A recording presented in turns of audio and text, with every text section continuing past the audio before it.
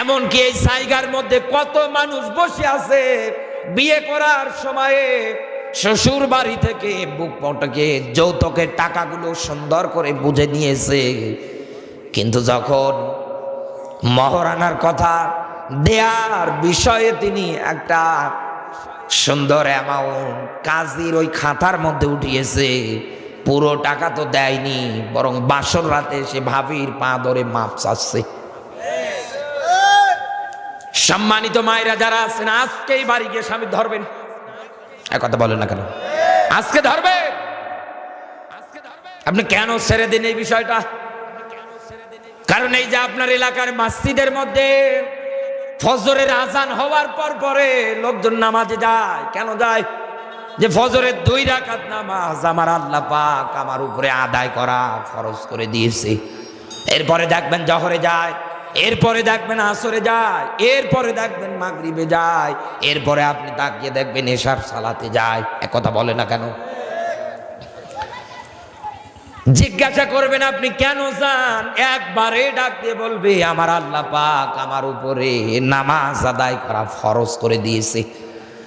এই পৃথিবীর ময়দানে রোজা যেমন ফরজ, হজ যেমন ফরজ, নামাজ যেমন ফরজ, আল্লাহর কোরআন জানিয়েছে ইসলামী নিয়ম নীতি অনুসারে ফাতুহুন্না উজুরাহুন্না ফারিদা, বউয়ের মহারানার টাকা বিয়ের সময় আদায় করে দেওয়া নামাজ রোজার মতো আল্লাহ ফরজ করেছে। কত মানুষ এই জায়গার মধ্যে ইসলামের এই ফরজ বিধানটা অমান্য করে বিয়ে করেছেন। আল্লাহর কোরআনের ব্যাখ্যা যদি এই হয়, ইসলাম বাদ দিয়ে এই দুনিয়ার ময়দানে যেটাই হবে কবুল করবে না কে? তা আপনার বিয়ে যদি আল্লাহ কবুল না করে, এই জন্যই তো রাসূলের হাদিস, কিয়ামতের ময়দানে ওই সমস্ত মানুষদের জিনাকারের কাতারে দাঁড়ানো লাগবে যেই মানুষগুলো দুনিয়ার ময়দানে বিয়ে করার সময়ে বউয়ের মহারানার টাকা পর্যন্ত আদায় করে না। কারণ নবীজির কাছে সাহাবী এসে ডাক দিয়ে বলছে, হ্যাঁ নবী আমি বিয়ে করতে চাই। আল্লাহর নবী ডাক দিয়ে বললেন, সাহাবীরা তোমরা যারা এই দুনিয়ার ময়দানে এই রকম বিয়ে করার জন্য মন মানসিকতা তৈরি করছো, ম্যাক্সিমাম তোমরা তাকিয়ে দেখতে পারবা অনেক মানুষের ক্ষেত্রে মহারানা দেওয়ার মতো সামর্থ্যটা নেই। রাসূল তার মানে বুঝিয়েছেন ওই সাহাবীকে যে তোমার কি মহারানা দেওয়ার মতো সামর্থ্য আছে? ডাক দিয়ে বলছে, না হুজুর আমার দেওয়ার মতো সামর্থ্য নেই। আল্লাহর নবী ডাক দিয়ে বললেন, সাহাবী এই দুনিয়ার ময়দানে ইসলাম এটা নামাজ রোজার মতো ফরজ করেছে, তুমি যেটা অমান্য করো কিয়ামতের ময়দানে আল্লাহর আদালতে আসামির কাঠগড়ায় দাঁড়ানো লাগবে। আমি রাসূল তোমারে আমল শিখিয়ে দিচ্ছি, তুমি আজকের পর থেকে বাড়ি যাই রোজা রাখতে শুরু করে দাও। যেহেতু রোজা রাখলে খাবার খাওয়া লাগছে কম, তুমি একাধারে রোজা রাখতে শুরু করে দাও। এই রোজা রাখতে রাখতে বউয়ের মহারানা দেওয়ার মতো সামর্থ্য তুমি যদি ইনভেস্ট করতে পারো, আমি রাসূল বলছি তারপরে তুমি বিয়ে করতে পারবে। এদেশে আজ কত যুবক এটা ধারের কাছেও নেই। এক কথা বলবেন কেন?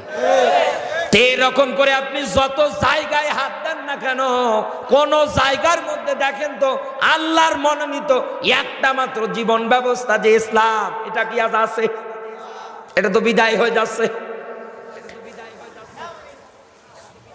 এই যে কুষ্টিয়ার সন্তান আমির হামজা ভাই মাঝে মাঝে জাতির মাঝে উদাহরণ দেওয়ার ক্ষেত্রে তিনি একটা সুন্দর ব্যাখ্যা জাতির মাঝে উঠিয়ে দেয়।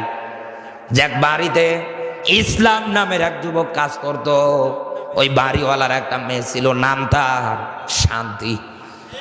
ইসলাম আর শান্তির মাঝে একটা ভালোবাসা তৈরি হয়ে গিয়েছে। এটা শান্তির বাবা জানতে পেরে ইসলামকে আস্থা পিটন পিটিয়ে চাকরি থেকে বের করে তাড়িয়ে দিয়েছে। ইসলাম চিন্তা করছে আমার গায়ে হাত, দেখি তোমার শান্তি কেমনে থাকে। রেল স্টেশনে যাওয়ার পরে ডাক দিয়ে বলছে, শান্তি তাড়াতাড়ি চলে আসো। বলে কেন? তোমার বাবা আমারই চিরদিনের জন্য বাড়ি থেকে বের করেছে। ডাক দিয়ে বলছে, কোনো চিন্তা করবে না, তুমি যেখানে আমি সেখানে। চলে গিয়েছে ইসলামের কাছে। দুইজনে চোখ যেদিকে যাচ্ছে ওদিকে যাচ্ছে। শান্তির বাবা কাজ শেষে বাড়ি আসার পরে ডাকছে, মা শান্তি, মা শান্তি। শান্তির কোথাও পাওয়া যায় না। এমনকি বাড়িতে না পেয়ে বাড়ির বাইরে বের হয়ে ডাকছে, মা কোথায় গেলি? কিন্তু মারে তো আর পাওয়া যায় না। একটা পর্যায়ে লোকজনের কান অব্দি পর্যন্ত কথা গিয়েছে। লোকজন এবারে সে জিজ্ঞাসা করছে, ভাই তোমার বাড়িতে যে ইসলাম নামে এক যুবক ছিল সে কোথায়? বলে, ওরে তো আমি পিটিয়ে বাড়ি থেকে বিদায় করে দিয়েছি সেই কখন। ডাক দিয়ে বলে, বেটা মানুষ হিসেবে এতটুকুনও তোমার কি মাথার মধ্যে কোনো কমন সেন্স নেই? একটা বারের জন্যও কি তোমার বিবেকের মধ্যে আসে না তোমার যে ইসলামের গায়ে তুমি হাত দিয়ে তালিয়ে দিয়েছো, তুমি খুঁজে দেখো ওই ইসলাম যেখানে তোমার শান্তিও আছে সেখানে। আজ দুনিয়ার ময়দানে কত মানুষ আপনাকে এই রকম মাইক্রোফোন হাতে নেওয়ার পরে শান্তির বলি শোনায়, এই করব ওই করব, এ দেব ও দেব।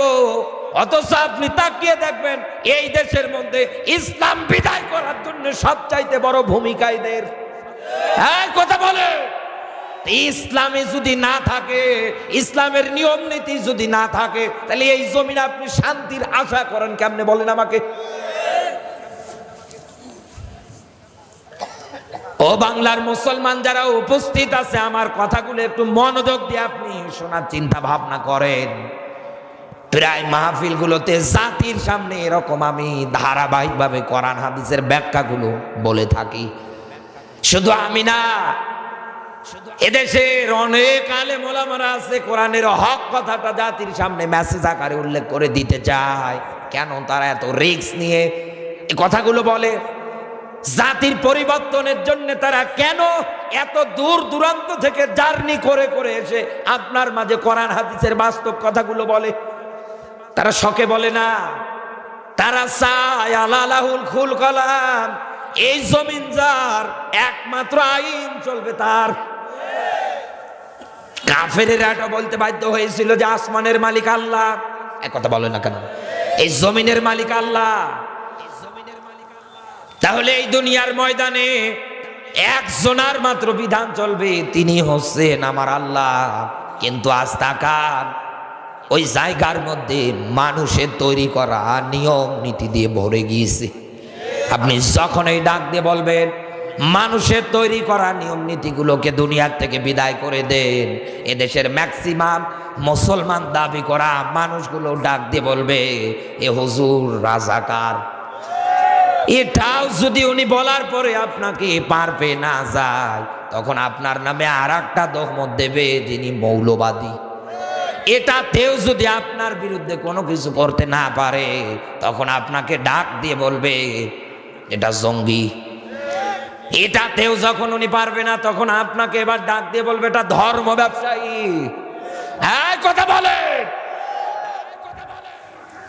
আমি জানি দুনিয়ার ময়দানে হক কথাগুলো তিতা হয়, কথা বলে না কেন?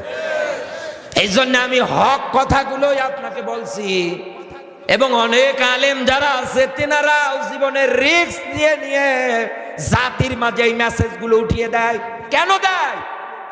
যাতে করে ইয়া আইয়ুহাল্লাযীনা আমানু লা তাকুলুর রিবা, আল্লাহ বলেন হয়ে যারা ঈমানদার, দুনিয়ার ময়দানে চক্রবৃদ্ধি হারে তোমরা সুদ খাবে না। এদেশের কত মুসলমান 5 ওয়াক্ত নামাজ পড়ে, এরপরেও সুদের টাকা খাওয়ার জম। রাসূল জানিয়েছেন আপন মায়ের সঙ্গে জিনা করার মতো গুনাহ। আল্লাহ তার রাসূলের সঙ্গে যুদ্ধ ঘোষণা করা। ঝিনাইদহবাসী এই বাংলাদেশে একদিনে হিসাব করে মেলাম প্রায় 1000-এর উপরে মাহফিল হচ্ছে। ডক্টর মিজানুর রহমান আজহারি ভাই যেখানে যাচ্ছে ওই জায়গায় তো আরো 30 লাখ 25 লাখ। আপনারা দেখেছেন সকিনা উদ্দিন হাসপাতালে, যশোরের পুলের হাটে এত বাণী এত বক্তব্য কোরআন হাদিসের, এরপরেও তো দেখেন দুনিয়ার দিকে জাতির মাঝে কি কোনো পরিবর্তন আছে? আরো জোরে বলেন তো, যাচ্ছে কোথায় আমাদের এই মেসেজগুলো? আমরা তো কোনো গরু ছাগলের মাঝে বলি না, উপস্থিত যারা থাকে সবাই তো মানুষ। বাংলাদেশের 96% মুসলমান, হাতে গোনা শুধু 4% অন্য ধর্মের লোক। কথা বলে না কেন? মানে এই কোরআনের মাহফিলে এখন যারা বসে আছেন একজনও কিন্তু হিন্দু না, বৌদ্ধ না, খ্রিস্টান না। এই জায়গায় যারা বসে আছেন সবার একটাই পরিচয়, অকলা ইন্নানি মিনাল মুসলিমিন, আমি তো একজন মুসলমান। মুসলিম শব্দের শাব্দিক অর্থ হচ্ছে আত্মসমর্পণকারী, স্যালেন্ডারকারী, ঝিনাইদহবাসী। যে কায়দায় মসজিদের মেম্বার থেকে শুরু করে একেবারে ওয়াজের ময়দান পর্যন্ত কোরআন হাদিসের ধারাবাহিক ব্যাখ্যা করা হয়, জাতি যদি এইগুলো ভালো করে বুঝতো, এই দুনিয়ার ময়দানে এইগুলোর প্রতি যদি আমল করতে পারতো, কবেই দুনিয়ায় শয়তান মার্কা মানুষদের বিদায় হয়ে যেত। যেহেতু আমরা এই জায়গার মধ্যে এই পয়েন্টটা পর্যন্ত এসেছি এবং এইটাকেই আমরা পয়েন্ট আকারে এবার সামনের দিকে আলোচনায় নিয়ে গিয়ে আমরা এটাই কোরআন হাদিসের আলোকে বের করব। এত ওয়াজ নসিহত করার পরে জাতির মাঝে আজ পরিবর্তন নেই কেন? আল্লাহ পাক বলেন, ইন্নাল্লাযীনা কাফারু সাওয়াউন আলাইহিম, বলেন আল্লাহু আকবার। সূরা বাকারা 2 নাম্বার সূরা, 1 নাম্বার পারার 1 নাম্বার রুকু, এটা পাবেন আপনি 6 নাম্বার আয়াত। একটু ভালো করে মনোযোগ দেন কথাটা। ইন্না মানে নিশ্চয়, আল্লাযী অতঃপর যারা, কাফারু, হে নবী দুনিয়ায় যারা কাফের, এদের মাঝে গিয়ে আপনি যতই কোরআনের মেসেজ দেন না কেন, যতই কোরআনের কথা বলেন না কেন, আপনি যতই তাদেরকে গিয়ে কোরআন হাদিসের আলোকে সতর্ক করেন না কেন, জাহান্নামের শাস্তির ব্যাপারে যতই ভয় দেখান না কেন, আমি আল্লাহ বলছি হে নবী, এই দুনিয়ার ময়দানে তারা কোনোদিন আপনার ডাকে ঈমান আনবে না, তারা কোনোদিন আপনার ডাকে সাড়া দেবে না। এটা হচ্ছে আয়াতের সরল ব্যাখ্যা। এবার হিসাব মেলান তো, ফাযাক্কির ইন্নামা আনতা মুযাক্কির লাস্তা আলাইহিম বিমুসাইতির। হে নবী দুনিয়ায় আপনাকে পুলিশ দারোগা করে পাঠাই না যে মানুষ পিটিয়ে হেদায়েত করা লাগবে। নবী যার ইচ্ছা হয় মানবে, যার ইচ্ছা হয় মানবে না। মানুষকে জোর জবরদস্তি করে হাতে পায়ে দড়ি লাগিয়ে আপনি নামাজে নিয়ে যাবেন না। দুনিয়ায় তো আপনাকে দারোগা করে পাঠানো হয় নাই যে মানুষ পিটিয়ে হেদায়েত করা লাগবে। নবী আপনার দায়িত্ব শুধু দাওয়াত দেয়া। দুনিয়ার ময়দানে কে হেদায়েত পাবে আর কে পাবে না এটা আমি আল্লাহ ভালো করে জানি। তাহলে এখান থেকে আপনি কি বুঝতে পারলেন? কোরআন হাদিসের বার্তা মেসেজ গুলো তো দেওয়া হয় মুসলমানদের মধ্যে, কোনো হিন্দুকে গিয়ে কিন্তু বলা হয় না, কোনো খ্রিস্টানকে বলা হয় না। তারপরে ওই জায়গার মধ্যে আল্লাহ কাফের শব্দ কেন দিলেন? আপনি তো এমন চিন্তা ভাবনা করে বসে আছেন, মুসলমান বাদ দিয়ে অন্য অন্য ধর্ম বলি যারা আছে ওরা কাফের, একথা বলে না কেন? এমনকি কোরআন হাদিস দিয়ে অনেক মানুষ এটা ব্যাখ্যা পর্যন্ত করে দেয়। হ্যাঁ, আমি একমত। যারা কোরআনকে মিথ্যা প্রতিপন্ন করে, কোরআন যারা মানে না, যারা অস্বীকার করে, এরা কি? আরো জোরে বলেন। আল্লাহকে বাদ দিয়ে অন্য কোথাও গিয়ে যারা মাথা নত করে, অন্য কাউকে রব বলে দাবি করে, আল্লাহর এই সত্য বিধান দুনিয়ায় যারা অমান্য করে, অস্বীকার করে, এনাদের পরিচয় এরা কাফের। তাই বলে কিন্তু আমি এই দেশের কোনো হিন্দু ভাইকে জোর জবরদস্তি করে গিয়ে বলতে পারবো না যে আপনার ধর্মটা খারাপ। একথা বলে না কেন? লা ইকরাহা ফিদ্দিন, ধর্ম নিয়ে বাড়াবাড়ি চলবে না। লাকুম দীনুকুম ওয়ালিয়া দীন, তোমার ধর্ম তোমার কাছে, ওদের ধর্ম ওদের কাছে। ব্রেন বুদ্ধির মগজের বিচার যিনি করবে তিনি কে? আরো জোরে বলেন। এই যে এতগুলো আয়াতের ব্যাখ্যা অনুসারে, সারমর্ম অনুসারে আমি আপনাকে যেটা বোঝাতে চাচ্ছি, সেই হিসাব অনুসারে আমরা মুসলমান হয়ে মুসলমানদের মাঝে বয়ান করার পরেও, কোরআন হাদিসের ব্যাখ্যা করার পরেও আজ দেখেন কোনো উপকারে আসে না। না জাতি নেশা থেকে ফিরতে পারছে, না জাতি সুদ থেকে। মহিলা প্যান্ডেলে যারা বসে আছে, আলোচক হিসাবে যারা আসে, তেনারা পর্দার ওয়াজ, স্বামীর খেদমতের ওয়াজ করতে করতে যদি এই জায়গার মধ্যে স্টক করেও মারা যায় আগামীকাল, তারপরেও অনেক মহিলাকে দেখবেন বেপর্দায় 3 পিস পরে ঘুরছে। তো হচ্ছে কোথায় পরিবর্তন?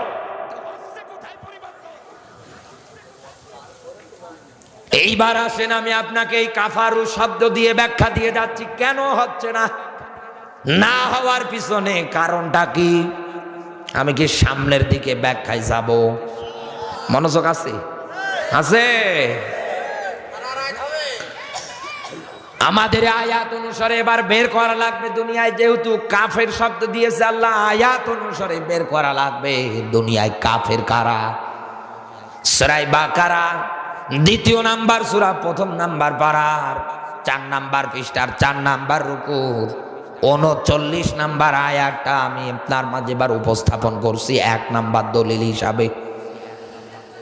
আল্লাহ পাক বলেন আল্লাযীনা কাফারু ওয়া কাযযাবু বিআয়াতিনা, ওয়াল্লাযী অতঃপর যারা কাযযাবু অস্বীকার করে, কি অস্বীকার করবে? বিআয়াতিনা। এখানে আয়াত শব্দের অর্থ চিহ্ন, নিদর্শন। এখানে যারা আলেম বসে আছেন জিজ্ঞাসা করে দেখেন 6666টা আয়াতে কারিমা, কেউ আবার বলেছে মতান্তরে 6236টা আয়াতে কারিমা। সুন্দর করে আপনি ব্যাখ্যাগুলো আয়াতের যখন পড়তে যাবেন আপনি তাকিয়ে দেখতে পারবেন কোন আয়াতের মধ্যে আল্লাহ আহাদ জাতির কথা উল্লেখ করেছে, কোন আয়াতের মধ্যে সামুদ জাতির কথা আল্লাহ উল্লেখ করেছে, কোন আয়াতে এবং কোন সূরার মধ্যে আল্লাহ আব্রাহার নামে ব্যাখ্যা দিয়েছে। কথা বলে না কেন? কোন আয়াতে হামান, কোন আয়াতে কারুন, কোন আয়াতে ফেরাউন। তথা এই দুনিয়ায় আল্লাহর সত্য বিধান অমান্যকারী যারা হয়েছিল তাদের ব্যাখ্যা বিশ্লেষণগুলো আপনি কোরআনে পাবেন। এমনকি পুরো কোরআন পড়ে দেখবেন 25 জন নবী রাসূলের নাম আল্লাহ নিজে উল্লেখ করেছেন। সুবহানাল্লাহ বলতে পারেন না? তার মানে আল্লাহ এটাই বোঝাতে চায় তোমরা জাতি থেকে শিক্ষা নাও, তাদের জীবন জিন্দেগি মেলাও। আমার নিয়ামত পাওয়ার পরে তারা নাশুকরিয়া করেছিল, আমি আল্লাহ তাদেরকে দুনিয়ার থেকে নিশ্চিহ্ন করে দিয়েছি। কওমে লুতের দিকে তাকাও, তারা দুনিয়ার ময়দানে সমকামিতা করার কারণে আমি আল্লাহ সত্য বিধান দিয়েছিলাম এটা করা হারাম, এরপরেও তারা এটার থেকে ফিরে আসে না। আমি আল্লাহ তাদেরকে আগুনের প্রস্তর বৃষ্টি দিয়ে দুনিয়ার থেকে বিদায় করেছি। তোমরা ফিরআউনের দিকে তাকাও, নবী মুসার উপরে সত্য কিতাব তাওরাত এটা অমান্য করার কারণে ও দলবল সহ আমি আল্লাহ ওকে নীল নদে চুবিয়ে মেরেছি। হামান, কারুন আরো যারা আছে আপনি তাকিয়ে দেখেন এনাদের জীবন জিন্দেগি গুলো আমার আল্লাহ পাক এইরকম করে দুনিয়ার থেকে একেবারে শেষ করে দিয়েছে, নিশ্চিহ্ন করে দিয়েছে। তার মানে আল্লাহ এটাই আপনাকে শিক্ষা নিতে বলেছে দুনিয়ায় যেন নতুন করে আপনি ফেরাউন হওয়ার স্বপ্ন না দেখেন। এই দুনিয়ার ময়দানে আজ জাতিরা যা করেছে এটা যেন আপনার দ্বারা না হয়। এক কথা বলে না কেন? মান ক্বালা বিহি সাদাকা, দুনিয়ায় যারা কোরআন দিয়ে কথা বলে তারাই কেবল দুনিয়ায় সত্য কথা বলে। দুনিয়ায় যারা কোরআন দিয়ে বিচার করে তারাই কেবল ন্যায় বিচার করতে পারে। এই হাদিস অনুসারে বলছি, ব্যাখ্যা অনুসারে বলছি। তাহলে এই দুনিয়ার ময়দানে কোরআনের যা বিধান বিসমিল্লাহর বা থেকে সূরা নাসের সিন পর্যন্ত একটাও কি কেউ কোনোদিন মিথ্যা প্রতিপন্ন করতে পারবে? সব কথা কি সত্য? তার মানে এখান থেকে এটাই প্রতীয়মান আল্লাহর এই সত্য মেসেজ বাণী বক্তব্যগুলো দুনিয়ায় যারা অমান্য করবে, অস্বীকার করবে, আল্লাহ তাদের পরিচয় উঠিয়েছে দুনিয়ায় তারা কাফের। ও বাংলার মুসলমান, আল্লাহ পাক এবার আবার ব্যাখ্যা দিচ্ছেন আয়াতের শেষের দিকে, উলাইকা আসহাবুন নার হুম ফিহা খালিদুন। উলাইকা আবারও ইশারাবাচক ইঙ্গিতবাচক শব্দ আল্লাহ জায়গার মধ্যে আয়াতের মধ্যে নিজে দিয়েছেন। আল্লাহ ডাক দিয়ে বলেন এই মানুষগুলোর থাকার জায়গা, এই মানুষগুলোর বাসস্থান আমি আল্লাহ মরণের পরে তৈরি করব। নার মানে জাহান্নাম। কথা কার? আরো জোরে বলেন। কত কাল ধরে তারা জাহান্নামের মধ্যে থাকবে আমার আল্লাহ সেটাও না করেছে। আল্লাহ বলেন হুম ফিহা খালিদুন, চিরকাল ধরে। আজ ঝিনাইদহবাসী একটা বার আপনি চিন্তা করেন তো দুনিয়ার দিকে নজর দিয়ে, এই যে বিশাল পৃথিবী বিজ্ঞানীরা গবেষণা করে দিয়েছে তার তুলনা সূর্য আমাদের মাথার উপরে দিনের বেলা যেটা থেকে আলো আসে এটা কিন্তু 13 লক্ষ গুণ বড়। একথা বলে না কেন? বিজ্ঞানীরা জানিয়েছেন এই সূর্যের মধ্যে তাপমাত্রা আছে 1,40,00,000 দুনিয়ায় কেউ যদি লোহা গলাতে চায় সর্বোচ্চ 1500 ডিগ্রি তাপমাত্রা দিলে লোহাটা গলে পানি হয়ে যাবে। বিজ্ঞানীরা আরো তথ্য দিয়েছে এই সূর্য থেকে আমাদের দেশের হিসাব অনুসারে আলো আসতে সময় লাগে 8 মিনিট। কত? অথচ বিজ্ঞানীরা জানিয়েছেন আলো 1 সেকেন্ডে যেতে পারে 1,86,000 মাইল। সেই হিসাব অনুসারে মেলান কত মাইল মাইল দূর উপর থেকে সূর্য দুনিয়ায় তাপ দেয়, তার আলোক রশ্মিটা বের করে দেয়। গ্রীষ্মকালে মাঠে গেলে আপনার এতেই মনে হয় পিঠে চামড়া মনে হয় পুড়ে যাচ্ছে। আপনি ছাতা নিয়ে যান, রাস্তায় আর হাঁটতে পারেন না। চিন্তা ভাবনা আপনার মনের মধ্যে একটা বারের জন্যও হয় না এই দুনিয়ায় নিজে গায়ের জুরি করে মুসলমান দাবি করে আগা কেটে গরুর গোস্ত খেয়ে সুন্দর নামের আগে মোহাম্মদ পরিচয় দিলাম, আমি তো মুসলমান। অথচ একটা কোরআনের বিধানও আপনি মানেন না। আপনি জান মরার পরে আমার আল্লাহ আপনাকে নিজে জাহান্নামের আগুনের মধ্যে জ্বালাবে। ওই দিন জবান দিয়ে বলবেন অকলু লাউ কুন্না নাসমাউ আও নাকিলু মা কুন্না ফি আসহাবিস সাগীর। আল্লাহ দুনিয়ায় যদি আলেমদের কথাগুলো মানতাম, বিবেকটাকে যদি খাটাতাম, আমাদের আকেল বুদ্ধি যা দিয়েছিল এইগুলোকে যদি সুন্দর করে ব্যবহৃত করতাম, আজকে আমাদের এই সাইর নামক জায়গার মধ্যে আসা লাগতো না। দুনিয়া আলেমরা বললেই তো আপনার কাছে অপরাধী হয়ে যায়, কিন্তু মরণের পরে ঠিকই আপনার কিন্তু আফসোস হবে। এইবার আসেন আমি আপনাকে আর একটা আয়াত দিলে কাফের শব্দটা আরো ভালো করে চেনাচ্ছি। আপনারা মনে হয় বিরক্ত হচ্ছেন। কেসা খাইনি শোনে এলাকার লোক না, কানে হাত দিয়ে সাইরালি টানবো মাটির নিচের ওয়াজ হবে, এই তো ভালো। হুজুর কেন মাটির উপরে ওয়াজ করে? ভাই যারা থাকবেন না উঠে উঠে যাচ্ছেন না, যান। একজন থাকবে আমি তাও 2 ঘন্টা কথা বলবো। আপনার মতো শ্রোতার আমার দরকার নেই। কারণ রসুল জানিয়েছে 1099টা তথা 999টা যাবে জাহান্নামে, আর একটা যাবে জান্নাতে। যেটা উঠে যাবে আপনি মনে করবেন আল্লাহ এটাকেই জাহান্নামে দেবে, এই জন্য বানিয়েছে। আমি কি কোনো একটা কথাও লাইন ছাড়া বলেছি? হ্যাঁ, এরপরেও আপনারা উঠে উঠে যান, কপাল পোড়া আপনারা। নাকি এনাদের জীবনের সঙ্গে মিলে যাচ্ছে? মিলে যাচ্ছে ভাই, মিলে যাচ্ছে। এবার আমি এই যারা উঠে গেলে, যারা এরকম মনস্থ করছেন আমি উঠবো, আমি আপনাকে এবার আর একটা আয়াত দিয়ে এবার ভালো করে আরো কাফারু এই শব্দটা ক্লিয়ার করে দিচ্ছি, একটু কান খাড়া করে। আল্লাহ পাক বলেন ক্বালাল্লাযীনা কাফারু লা তাসমাউ লিহাযাল কুরআনি ওয়ালগাউ ফীহি লাআল্লাকুম তাগলিবুন।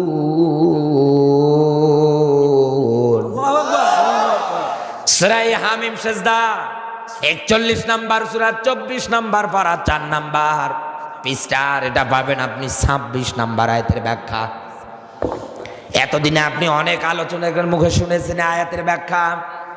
আমি জানি না আপনাকে কিভাবে ব্যাখ্যা করে শুনিয়েছে, তবে আমি আপনাকে নতুন করে একটু শোনাচ্ছি আয়াতের ব্যাখ্যাটা। কারণ ম্যাক্সিমাম মাহফিলগুলোতে আলোচক যারা আসে তারা আয়াত মেমোরির মধ্যে নিয়ে চিন্তা করে দেখেন তো, যেহেতু আল্লাহর কোরআন জানিয়েছে ওয়ালা আল্লাহুম ইয়াতাফাক্কারুন, এই জিকির নামক কিতাবের ব্যাখ্যা বিশ্লেষণগুলো স্পষ্ট। যাদের মাঝে উপস্থাপন করা হবে এনাদের একটা দায়িত্ব, এনাদের একটা কর্তব্য, কোরআনের ব্যাখ্যাগুলো শোনার পর পরে দুনিয়ায় যেন চিন্তা ভাবনা করে।